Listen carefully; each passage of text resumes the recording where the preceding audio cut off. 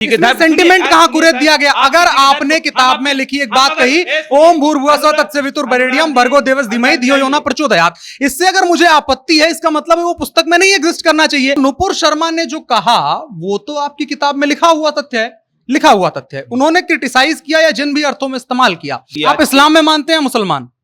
बोला मुसलमान वही है ना जो इस्लाम को मानता है। ऐसा कैसे हो सकता है? तो और कैसे हो सकता है? नहीं, मुसलमान का मतलब होता है मुकम्मल ईमान। अच्छा, और ईमान उसी का हमने जब इस्लाम में नहीं है तो नहीं तो फिर अगर इस्लाम और मुसलमान एक हैं, तो जब आप कहते हैं कि हिंदुस्तान में तमाम मुसलमानों के राइट्स पर हनन हो रहा है, तो अरब कंट्रीज तब तो बोलने के लिए नहीं आती हैं। नुपुर शर्मा का बयान है, क्या आप उससे इत्तेफाक रखते हैं या नहीं? आपका देखिए, नुपुर शर्मा के बयान पर सवाल है। मैंने बोला कि इससे इत्तेफाक कोई नहीं रखेगा। क्यों नहीं रखेगा? वो तो आपकी पुस्तक में लिखा हुआ है। किसी नुपुर शर्मा और भाजपा के इशारे पर इस्लाम में कोई बदलाव नहीं हो सकता। आपको सही लगता है या गलत? बिल्कुल सही है, इस्लाम तो सही है। इस्लाम में ये लिखा है कि भाई इस्लाम सही है इसलिए तो हम मुसलमान है ना। लेकिन जो लिखा हुआ है, जिसको अच्छा नहीं लगता वसीम रिजवी गया ना, चला जाएगा। आप अरब देशों के दबाव के ऊपर क्यों झुक गए? अगर आप कहते हैं भाजपा गलत है, हम कह रहे हैं भाजपा और सरकार गलत है, आप तथ्य पे जा रहे हैं, तो आप क्यों झुक गए? कि नुपुर शर्मा तो एक मुखौटा है। मुखौटा है, हटा दीजिए उसको। आप कहिए कि ये 54 साल की एक महिला, 54 साल का एक पुरुष, 9 साल की एक बालिका और उसका विवाह, आप इसको वैज्ञानिक रूप से कैसे मानते हैं? जिसका यकीदा हमारे नबी पे नहीं है वो हमारे मुसलमान नहीं है। अच्छा। तो हम अगर नबी पे यकीदा नहीं रखेंगे हम मुसलमान नहीं है। अगर हम मुसलमान है तो हमारा यकीदा नबी के ऊपर है। तो मुसलमानों से ये सवाल पूछा जाता है कि धर्म चुनिएगा कि संविधान चुनिएगा। ये बात आप लगातार पूछा जाता है भारत के मुसलमानों से, क्या भारत का संविधान इस बात की आजादी देता है कि नहीं देता है कि भारत में अपने धर्म को चुनने की आजादी है? मोहम्मद पैगंबर साहब ने शादी कब किया? जब इंडिया सेकुलर हो गया। इंडिया तो सेकुलर है। इंडिया में शादी किए हैं। अरे इंडिया सेकुलर, आप इंडिया सेकुलर जब हुआ तब उन्होंने इंडिया में शादी किया, नई दिल्ली में, हैदराबाद में शादी किया, नई दिल्ली में किया, राजस्थान में किया, बंगाल में किया। आपको क्या लगता है कि जो इस्लाम को मान रहा है वो संविधानिक नहीं है? मान रहा है। आपको आपके कहने का मतलब ये है कि जो इस्लाम को मानेगा वो संविधानिक नहीं, संविधान नहीं मानेगा। इसके लिए अंतिम सत्य अगर होगा तो संविधान नहीं होगा, इस्लाम की बताई हुई कोई किताब होगी। कि आपको दुनिया के मुसलमानों को छोड़कर आपको हिंदुस्तान के मुसलमानों का आपको सम्मान करना चाहिए था। या भारत का क्रिटिसाइज करवाता है, भारत का मजम्मत उड़वाता है, उस व्यक्ति के ऊपर राष्ट्रद्रोह का मुकदमा दर्ज होना चाहिए। भारत के मुसलमानों की चिंता भारत के प्रधानमंत्री को होना चाहिए था। भारत के मुसलमानों की चिंता अरब कंट्रीज को नहीं होना चाहिए था। भारत के मुसलमानों की चिंता भारत की सरकार को होना चाहिए था। और भारत की सरकार को यह देखना चाहिए था कि भारत के मुसलमान क्या बोल रहे हैं, अरब कंट्रीज क्या बोली, उसके बाद आप नुपुर शर्मा का सस्पेंशन करते हैं। तो भारत के मुसलमानों का आपने ओपिनियन नहीं लिया और भारत के मुसलमानों का आपने राय नहीं लिया और भारत के मुसलमानों का आपने राय स्वीकार नहीं किया, तो आप अरब के इशारे पर आप चल रहे हैं, आप नाच रहे हैं। सवाल हमसे पूछिएगा। भारत का बदनसीबी, ये छोटा छोटा देश जो भारत के सामने कभी खड़ा नहीं हो सकता था, वो देश आज भारत को आंख दिखा के जा रहा है। नमस्कार, मेरा नाम है अनुराग मिश्रा और आप देख रहे हैं जनता जंक्शन। और हमारे साथ शाहीन परवेज जी हैं, जन अधिकार पार्टी लोकतांत्रिक के नेता हैं। तो हमारे साथ बात करने के लिए पहले तो बहुत बहुत शुक्रिया आपका और स्वागत है। और चूंकि फिलहाल हिंदुस्तान में एक मुद्दा चल रहा है, भारतीय जनता पार्टी की एक प्रवक्ता थी, राष्ट्रीय प्रवक्ता नुपुर शर्मा, उन्होंने प्रॉफेट मोहम्मद को लेकर के एक ऐसा बयान दिया जिसके बाद अंतर्राष्ट्रीय स्तर पर जो इस्लाम को मानने वाले देश हैं उन लोगों ने एक तरीके से इसका विरोध किया और भारतीय जनता पार्टी के ऊपर और भारत सरकार दोनों के ऊपर उन्होंने दबाव बनाया। और उसके बाद देश में जो राजनीतिक माहौल बना हुआ है, उसके बाद सवाल उठ रहा है कि नुपुर शर्मा ने सही कहा था या गलत कहा था, या जो उन्होंने कहा था वो इस्लाम में एग्जिस्ट करता है या नहीं। इससे आप कितना इत्तेफाक रखते हैं? नुपुर शर्मा का जो बयान था वो आपने भी सुना होगा, उससे आप इत्तेफाक रखते हैं या नहीं? देखिए, सबसे पहली बात है कि ये बयान नुपुर शर्मा के द्वारा दिया गया था, मगर यह बयान ऑफिशियली बीजेपी का बयान था। और मैं आपको बता देना चाहता हूं कि बीजेपी इस प्रकार का बयान देते आई है, ये कोई पहला बयान नहीं है। बीजेपी का पहला काम है कि इस देश के अंदर धार्मिक आधार पे धार्मिक सेंटिमेंट को छेड़ा जाए और उस पर राजनीति करना, ये बीजेपी का चरित्र बन गया है। मगर मैं आपको बता देना चाहता हूं कि आप किसी भी धर्म को क्रिटिसाइज करने का राइट आपको दिया नहीं गया है। आपको अपना धर्म मानना है, आप मानिए। आपको अगर कोई धर्म अच्छा नहीं लगता है, स्वेच्छा से छोड़ दीजिए उसको। क्योंकि जब आप किसी भी धर्म को मानेंगे तो इसका यह मतलब स्पष्ट है अनुराग जी कि आप दूसरे धर्म को नहीं मान रहे हैं। तो जब आप दूसरे धर्म को नहीं मान रहे हैं तो इसका यह मतलब नहीं है कि आप दूसरे के धर्म को गाली दीजिए। मैं अगर मुसलमान हूं तो मैं बाकी धर्मों को नहीं मानता हूं। तो मैं अगर बाकी धर्मों को नहीं मानता हूं तो बाकी धर्म को क्रिटिसाइज करना मेरा राइट, हमको किसी ने इस बात का राइट नहीं दिया है। हमको उन सब के का सम्मान करना चाहिए। और नुपुर शर्मा और बीजेपी को मैं बता देना चाहता हूं कि सभी धर्मों का सम्मान करना चाहिए। ये जो बड़बोलापन हमारे प्रधानमंत्री जी का है कि यहां सबका साथ सबका विकास, फिर उसी पे एक सवाल हो जाता है कि क्या आपकी नीति और नीयत में कितना बड़ा खोट है कि आप कहेंगे कुछ करेंगे कुछ। आप क्लियर बोलिए कि आप करना क्या चाहते हैं। और सुन लीजिए, इसके बाद आपने बोला कि अंतरराष्ट्रीय स्तर पर भारत का मजम्मत हुआ, भारत का क्रिटिसाइज होना शुरू हुआ, मुस्लिम देशों ने बहिष्कार करना शुरू कर दिया। और आपने मुस्लिम देशों के बहिष्कार करने के बाद में आपने नुपुर शर्मा को सस्पेंड किया। मैं प्रधानमंत्री जी आपको ये कह देना चाहता हूं, बता देना चाहता हूं कि आपको दुनिया के मुसलमानों को छोड़कर आपको हिंदुस्तान के मुसलमानों का आपको सम्मान करना चाहिए था। और आपको दूसरे देशों के मुसलमानों की बात सुनने से पहले आपको अपने देश के मुसलमानों की बात सुननी चाहिए थी। और ये बात अगर कोई व्यक्ति भारत का अंतरराष्ट्रीय, सुनिए, भारत का कोई भी व्यक्ति अंतरराष्ट्रीय स्तर पर मजाक उड़ाता है या भारत का क्रिटिसाइज करवाता है, भारत का मजम्मत उड़वाता है, उस व्यक्ति के ऊपर राष्ट्रद्रोह का मुकदमा दर्ज होना चाहिए। ये अभी तक नहीं हुआ है। ठीक है, अब यहां से दो सवाल उठते हैं। आपने कहा कि अगर किसी धर्म को हम नहीं मानते हैं तो उसे क्रिटिसाइज करने का अधिकार किसने दिया? तो क्या आप भारत के लोकतंत्र में यकीन रखते हैं और भारत के संविधान में जब यकीन रखते हैं तो आर्टिकल 15 ये कहता है कि आपका जो वैचारिक स्वतंत्रता है, आप किसी के बारे में एक जायज कमेंट कर सकते हैं अगर वो तथ्यात्मक रूप से सही है, किसी का टारगेटेड कुछ नहीं होना चाहिए, आप जो कहना चाहें वो कह सकते हैं। और हिंदुस्तान में उसी के आधार पर पिछली 75 साल की जो जमहूरियत रही है उसमें यही होता रहा है। और बाबा साहब की मनुस्मृति से जलाने से लेकर के आज की तारीख में बहुत सारी ऐसी चीजें हुई हैं।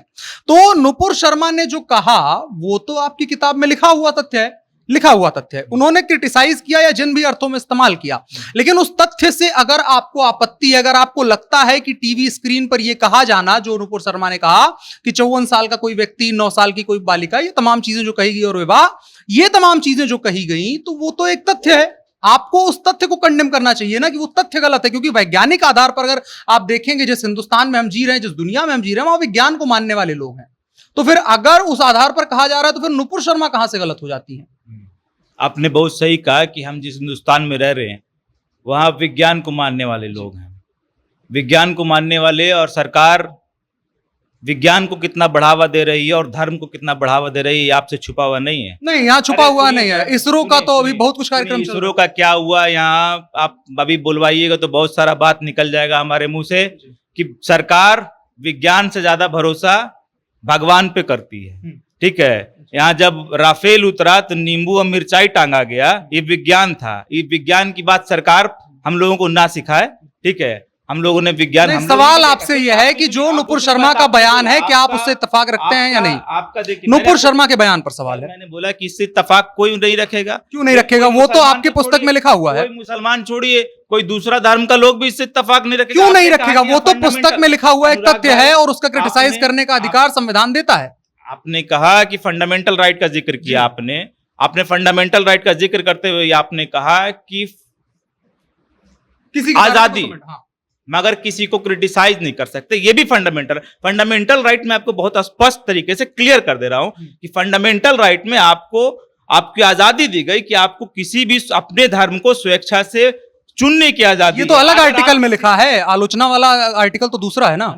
मैंने बोला फंडामेंटल राइट में, फंडामेंटल राइट है कि right to religion, right to religion है, लेकिन राइट टू एक्सप्रेस भी है ना। राइट टू एक्सप्रेस और राइट टू फ्रीडम की बात आप कर रहे हैं, फ्रीडम ऑफ स्पीच की बात कर रहे हैं, फंडामेंटल राइट है। मगर फ्रीडम ऑफ स्पीच का लिमिटेशन क्या है कि आप किसी के सेंटिमेंट को नहीं खरीद सकते, आप किसी के धर्म सेंटिमेंट कहां खरीद दिया गया? अगर आपने किताब में लिखी एक बात कही, ओम भूर्भुवः स्वः तत्सवितुर्वरेण्यम भर्गो देवस्य धीमहि धियो यो न प्रचोदयात्, इससे अगर मुझे आपत्ति है, इसका मतलब है वो पुस्तक में नहीं एग्जिस्ट करना चाहिए। अगर आपको आपत्ति है ये कहे जाने से कि फलाना फलाना आपके इतिहास में ऐसा हुआ और आपकी पुस्तक में लिखा है, उससे अगर आपत्ति है तो आपका सवाल ये होना चाहिए, भैया वो पुस्तक में एग्जिस्ट क्यों करता है जो हमारे धर्म का अपमान कर रहा है? उस व्यक्ति ने और कुछ तो नहीं कहा था, तो फिर आपको तो ये कहना चाहिए ना कि उस पुस्तक से वो हटा दी जाए चीज। यही चीज तो होना चाहिए। पाकिस्तान के एक पत्रकार ने अभी इस चीज का बयान दिया है, ट्वीट भी किया है, बहुत बड़े पत्रकार हैं वो, तमाम पोर्टल्स के लिए अंतरराष्ट्रीय। हमें सवाल सुन लीजिए पूरा, जवाब ले लीजिए ना, नहीं सवाल पूरा खत्म होने दीजिए। तो उन्होंने जो कहा है कि भैया अगर ये चीज इस पुस्तक में लिखी गई है और इस्लाम उससे समस्या मानता है, मुसलमान जो है वो इससे समस्या मानते हैं, तो उसको पुस्तक से हटा दिया जाना चाहिए। फिर उसमें नूपुर शर्मा कहां गलत हो गई? अब जवाब ले लीजिए आप। नूपुर शर्मा और भाजपा के विचारों से इस्लाम नहीं चलेगा। मैं नूपुर शर्मा और भाजपा को, आप इस्लाम में मानते हैं मुसलमान? मैंने बोला मुसलमान वही है ना जो इस्लाम को मानता है। ऐसा कैसे हो सकता है? तो और कैसे हो सकता है?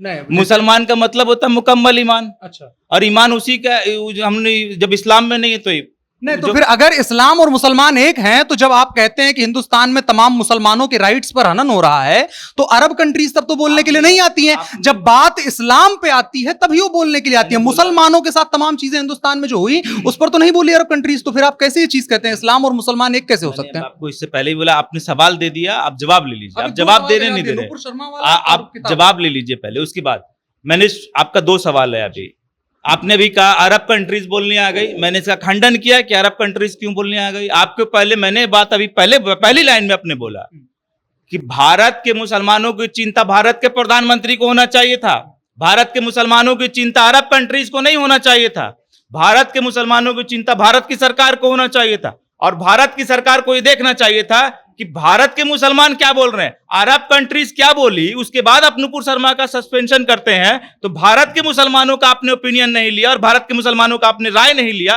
और भारत के मुसलमानों का आपने राय स्वीकार नहीं किया, तो आप अरब के इशारे पर आप चल रहे हैं, आप नाच रहे हैं। सवाल हमसे पूछिएगा, आप क्यों नाचे अरब के इशारे पर? दूसरा सवाल, क्या मजबूरी है आपको कि आप अरब के इशारे पर नाचते हैं? दूसरा जवाब नूपुर शर्मा का बयान। नूपुर शर्मा का बयान, मैंने बोला कि किसी नूपुर शर्मा और भाजपा के इशारे पर इस्लाम में कोई बदलाव नहीं हो सकता। आपको सही लगता है या गलत? बिल्कुल सही है, इस्लाम तो सही है। इस्लाम में ये लिखा है कि भाई इस्लाम सही है इसलिए तो हम मुसलमान है ना। लेकिन जो लिखा हुआ है, जिसको अच्छा नहीं लगता वसीम रिजवी गया ना, चला जाएगा। हम कह रहे हैं कि अगर हम किसी धर्म को मानते हैं तो मेरा यकीदा है उस धर्म में, तो क्या अंधे हो जाएंगे धर्म को मानते हुए? कौन अंधा हो गया भाई साहब? तो फिर जो ये तथ्य, तो ये जो तथ्य कहा गया है कि 54 साल का व्यक्ति, 9 साल की लड़की, शादी, ये 3 चीजें हैं। ये नूपुर शर्मा का नहीं, ये तो आपकी पुस्तक में लिखा हुआ बात है ना। नूपुर शर्मा को हटाइए, इस पर बात करिए। मैंने बोला ना आपको कि नूपुर शर्मा तो एक मुखौटा है। हाँ, मुखौटा है, हटा दीजिए उसको। आप कहिए कि ये 54 साल की एक महिला, 54 साल का एक पुरुष, 9 साल की एक बालिका और उसका विवाह, आप इसको वैज्ञानिक रूप से कैसे मानते हैं? मैंने आपको बोला, आप इधर आइए पहले, आप सुन लीजिए बात को, कि नूपुर शर्मा एक मुखौटा है। 3 बार आप बोल सुन लीजिए ना सर पहले आप। नूपुर शर्मा एक मुखौटा है और नूपुर शर्मा जो आज बयान दे के गई, मैंने पहले लाइन में आपको बोला कि ये भाजपा का ऑफिशियल बयान, मान लिए वो, हटा दीजिए उसको। भाजपा मुसलमानों को भारत के अंदर सरेआम टारगेट कर रही है और सरेआम टारगेट कर रही है। तो अब जब अरब देशों का दबाव आपके ऊपर, तथ्य पर काहे नहीं आ रहे हैं? आप जब अरब देशों का दबाव, आप अरब देशों के दबाव के ऊपर क्यों झुक गए? अगर आप कहते हैं भाजपा गलत है, हम कह रहे हैं भाजपा और सरकार गलत है, आप तथ्य पे जा रहे हैं, तो आप क्यों झुक गए? आप क्यों झुके? हमने बोला आपको, हम भी उसके लिए आलोचना कर रहे हैं। हम सवाल जो है, अरे आज सरकार क्यों झुकी, आज प्रधानमंत्री क्यों झुके? प्राइम मिनिस्टर ऑफ इंडिया से नहीं बात कर रहे हैं, मिनिस्टर ऑफ इंडिया से सवाल पूछिए ना। आप जो सवाल पूछ रहे हैं, आप पूछ चुके हैं ये सवाल। सर ये बयान आपका नहीं अनुराग भाई, ये सवाल, ये बयान ही भाजपा का है, इसलिए मैं भाजपा को जवाब दे रहा हूं। हम भाजपा के आधार पर नहीं पूछ रहे हैं आपसे, हम इस तथ्य के आधार पर पूछ रहे हैं कि एक 54 साल का व्यक्ति, 9 साल की एक बालिका और विवाह, इस तथ्य पर आप कितना यकीन रखते हैं? देखिए, आप घूम फिर के आप बात सुनना नहीं चाह रहे हैं। सुनाइए। मैंने आपका कहा कि अगर आप बहुत सही हैं, आप क्यों झुक रहे हैं? हम कह रहे हैं भाजपा झुक गई, वो गलत है, वो गलत है। दूसरे देशों के दबाव पे आंतरिक, आज भारत का बदनसीबी, ये छोटा छोटा देश जो भारत के सामने कभी खड़ा नहीं हो सकता था, वो देश आज भारत को आंख दिखा के जा रहा है। सवाल पे क्यों नहीं आ रहे हैं? वो सवाल बीत चुका है, उस पर आप 5 मिनट बोल चुके हैं। किसी को भी ये अधिकार नहीं है कि किसी भी धर्म के ऊपर, हमारे धर्म के ऊपर, अच्छा आपके धर्म के ऊपर कोई नहीं बोल सकता है? कैसे बोलेगा? इस्लाम पर कोई नहीं बोल सकता है? किसी के धर्म को क्रिटिसाइज नहीं कर रहा हूं, और ये संविधान का राइट है कि आप किसी भी धर्म को कंडेम नहीं कर सकते। आपको मानना है मानिए, नहीं मानना है मत मानिए, आप कंडेम कीजिएगा, आलोचना नहीं कर कीजिएगा, आलोचना कीजिएगा। अरे हम तथ्य पूछ रहे हैं। आप इस्लाम हैं, आप इस्लाम पर यकीन फरमाते हैं पूरी तरह? उस तथ्य पर यकीन फरमाते हैं कि एक 54 साल का पुरुष, 9 साल की एक बालिका और विवाह, क्या आप इस तथ्य पर यकीन फरमाते हैं? देखिए, इस्लाम में जो चीज हुआ हम सब चीज को मानते हैं। अच्छा, आप इस चीज को मानते हैं? रूप से मैंने कहा ना कि कोई भी मुसलमान, और इस्लाम के अंदर वही है जिसके पास मुकम्मल ईमान है, और इस्लाम में जो हुआ, जिसका ये अकीदा हमारे नबी पे नहीं है, वो हमारे मुसलमान नहीं है। अच्छा। तो हम अगर नबी पे यकीदा नहीं रखेंगे, हम मुसलमान नहीं। अगर हम मुसलमान हैं तो हमारा यकीदा नबी के ऊपर है। तो आप नबी पर यकीन, अगर आपको हिंदुस्तान का संविधान और नबी पर यकीदा चुनने में से एक आएगा तो किस पे चुनेंगे? सुनिए ना, मैं बता रहा हूँ आपको कि संविधान इस बात का इजाजत की, कौन सा आपको कहाँ का लॉजिक, क्या आप सवाल पूछते हैं? संविधान इस बात को इजाजत देता है कि नहीं कि आपको धर्म चुनने की आजादी है? तो फिर धर्म चुनने के लिए संविधान चुनने की बात कहां से आ जाती है? हम ये कह रहे हैं आपकी उम्र 54 साल हो जाए। एक बात बोलिए कि ये जो बहस हिंदुस्तान के अंदर लगातार छेड़ने की कोशिश की जाती है, मुसलमानों से ये सवाल पूछा जाता है कि धर्म चुनिएगा कि संविधान चुनिएगा, ये बात आप लगातार पूछा जाता है भारत के मुसलमानों से, क्या भारत का संविधान इस बात की आजादी देता है कि नहीं देता है कि भारत में अपने धर्म को चुनने की आजादी है? तो जब हमको भारत का संविधान इस बात को अधिकार दे रहा है कि हमको अपना धर्म चुनने की आजादी है, तो फिर संविधान चुनने का बात कहां से आ जाता है? लेकिन कोई धर्म असंवैधानिक नहीं हो सकता है, यह भी प्रमाणिक तथ्य है। तो आपका धर्म तो असंवैधानिक है ना? हिंदुस्तान में 18 साल की नीचे की कन्या से, नहीं ये तो तथ्य है ना। हिंदुस्तान में 18 साल की नीचे की कन्याओं के ऊपर नहीं है। हाँ। ये कब हुआ? अनुराग भाई, आपको जवाब मिल जाएगा, कब हुआ? 1947। मोहम्मद पैगंबर साहब ने शादी कब किया? जब इंडिया सेकुलर हो गया। इंडिया तो सेकुलर है। इंडिया में शादी किए हैं। अरे इंडिया सेकुलर, आप इंडिया सेकुलर जब हुआ तब उन्होंने इंडिया में शादी किया, नई दिल्ली में, हैदराबाद में शादी किया, नई दिल्ली में किया, राजस्थान में किया, बंगाल में किया। इंडिया में 18 साल का उम्र कानूनी रूप से स्वीकार शादी के लिए तब किया गया। कब किया गया? ये 1400 साल पहले तो नहीं किया गया। तो पहले तो लोग बाल विवाह होता ही था ना। लेकिन हिंदू धर्म में अगर हिंदू धर्म में सुनिए, हम मैंने बोला कि किसी भी धर्म को क्रिटिसाइज करने का राइट नहीं है हमको, इसलिए मैं हिंदू धर्म के बारे में कुछ नहीं बोलूंगा।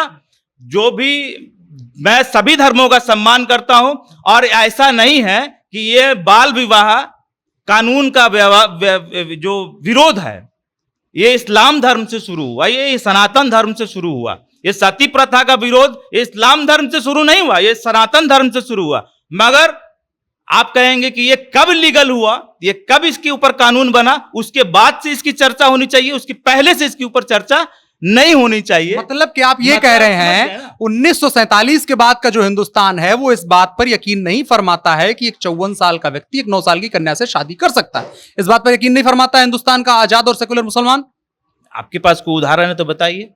क्या उदाहरण है? अरे आपके पास कोई उदाहरण है तो बताइए। मैंने कहा कि ये जब हुआ, आप बहस छेड़ रहे हैं, आपको पूरा तथ्य जान लीजिए कि ये जब हुआ तो क्या ये प्रॉफेट मोहम्मद सल्लल्लाहु अलैहि वसल्लम ने शादी हिंदुस्तान के अंदर की? नहीं किया। या आजाद भारत के बाद किया, जब ये कानून भारत में लागू हो गया? ये कानून हम पे, हमारे ऊपर लागू हो सकता है। सुनिए, अरे भाई, ये कानून हमारे ऊपर लागू हो सकता है, शाहान परवेज के ऊपर लागू हो सकता है, क्योंकि हम भारत में रहते हैं। और भारत में ये कानून है कि 18 साल नहीं, अब 21 साल से नीचे की लड़की के साथ विवाह नहीं हो सकता। तो ये कानून आज हमारे ऊपर लागू हो सकता है और होगा। मैं इसका कोई विरोध नहीं करूंगा। अच्छा, तो शाहान परवेज नहीं करूं, मगर ये तो आप तब कर रहे हैं, 1400 साल पहले की बात करेंगे और कहेंगे कि आज कानून लागू हुआ। ये इलॉजिकल बात करेंगे आप लोग बैठ के।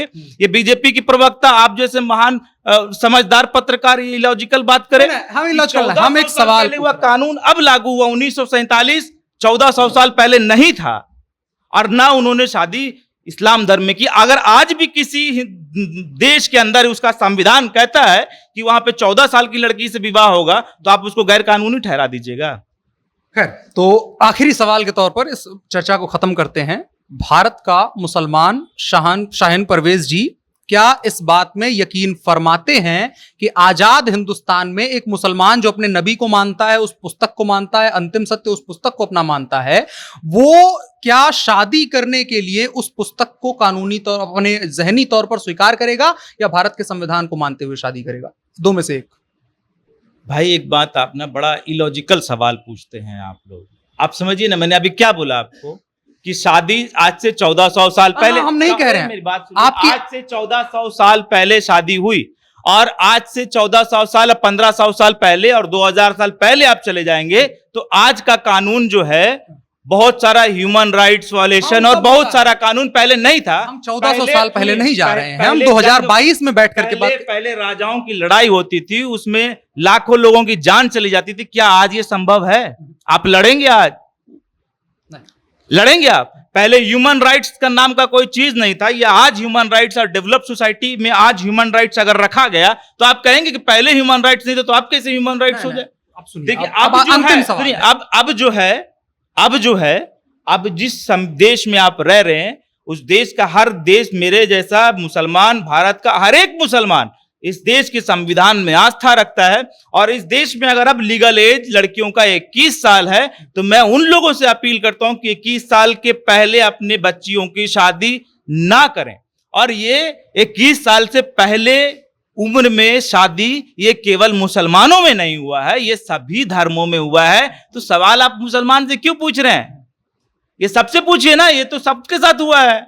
यानी कि शाहीन परवेज जी ये कह रहे हैं, जितना मैं समझ पा रहा हूं, कि हिंदुस्तान का मुसलमान भारतीय संविधान को मानता है, भारत के संविधान के हिसाब से बताई गई चीजों के आधार पर चलता है, ना कि किसी पुरानी पुस्तक पर चलता है जिसमें तमाम डिस्क्रिमिनेशंस हैं, तमाम। फिर आप आगे गलत कर दिया। नहीं, आपने कंक्लूड गलत कर दिया। आजाद भारत में कंक्लूड गलत कर दिया। मैंने कहा कि हिंदुस्तान में जो संविधान है, आप कह रहे हैं कि अब इस्लाम को नहीं मानता, संविधान को मानता है, इस बारे में बहस मत कीजिए। इस्लाम मानने की बात पे ही नहीं है, हम ये कह रहे हैं संविधान देता है, इस्लाम को मानने की आजादी अनुराग बाबू संविधान देता है। लेकिन संविधान ये नहीं कहता है कि किसी अमानवीय कृत्य को संविधान की संरक्षण की छाया में माना जाए। तो ये अमानवीय कृत्य केवल एक धर्म में हुआ है, कह ही नहीं रहा, सबने किया, सबका बोलिए। लेकिन हाँ, तो सब बोलिए, सभी लोग नहीं मानते हैं, वहां तो नहीं हो रहा। आप देखिए, मैं कंक्लूड कर रहा हूं कि इस्लाम का जो पहला लाइन है, ला इलाहा इल्लल्लाह मुहम्मदुर रसूलुल्लाह, इसका मतलब आप सुन लीजिए